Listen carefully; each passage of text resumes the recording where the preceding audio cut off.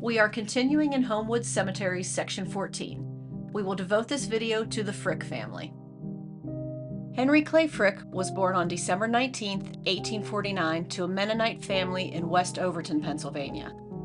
As a young man, he worked as a bookkeeper in his mother's family distillery, Overholt Whiskey. To this day, it's one of the nation's oldest producers of American rye.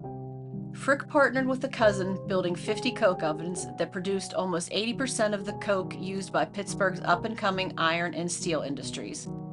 He later partnered with Andrew Carnegie and Carnegie Brothers Steel while running the H.C. Frick Coke Company.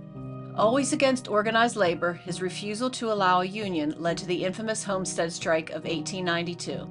Because of this, he was attacked and shot twice in his downtown Pittsburgh office. The shots were not fatal, and he was able to subdue the assailant until help arrived. Frick possibly cheated death twice, as he and his wife Adelaide were to board the RMS Titanic. Adelaide sprained her ankle on an art buying trip in Europe, and the couple gave up their accommodations to travel home later. Upon his death in 1919, he left his art collection and his New York City Fifth Avenue mansion and its contents, subject to Mrs. Frick's occupancy, to become a gallery called the Frick Collection. He left a large endowment for maintenance, improvements, and additions to be made as needed. Adelaide Howard Childs Frick, wife of Henry Clay Frick, was born in Pittsburgh in 1859 to a prominent family. She met and married her husband in 1881. She was the mother of 4, however, only 2 children lived to adulthood. Adelaide served as the chair of the Frick Collection until her death in 1931. The role was then passed on to her 2 surviving children. Childs Frick was the firstborn to Henry and Adelaide on March 12, 1885. He did not follow in his father's industrialist footsteps. Instead, he chose to become a vertebrate paleontologist. He was a trustee of the American Museum of Natural History and a major benefactor. His work and travels in the American West allowed him to accumulate over 200,000 mammal fossils, which he would donate to the museum.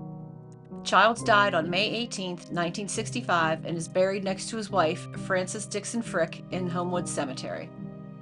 Helen Frick was the 4th and only other surviving child of Henry and Adelaide, born September 2, 1888. Siblings Henry Jr. died a few weeks after birth in 1892, and Martha, born 1885, died at the age of 6. Helen was her father's favorite. After the reading of Henry's will, she and Childs were estranged for the rest of their lives. Helen shared her father's love of art and philanthropy. She diligently worked to preserve and catalog her father's extensive art collection, creating the Frick Art Reference Library in 1920. Her philanthropy extended to the University of Pittsburgh, where she helped fund its Cathedral of Learning and established an art library on campus, as well as funded the Frick Fine Arts Building. In lieu of her debutante gift, she requested her father donate land to the city of Pittsburgh to become a public park. He did, and Frick Park covers 664 acres near the family's estate. Later in life, she built the Frick Art Museum on the grounds of Clayton, her childhood home. Helen never married and died at Clayton in 1984. After her death, the house and grounds were converted to a museum which remains open today. She was interred in the family plot with her parents and her siblings. As they say, you can't take it with you, but you can leave an interesting story behind.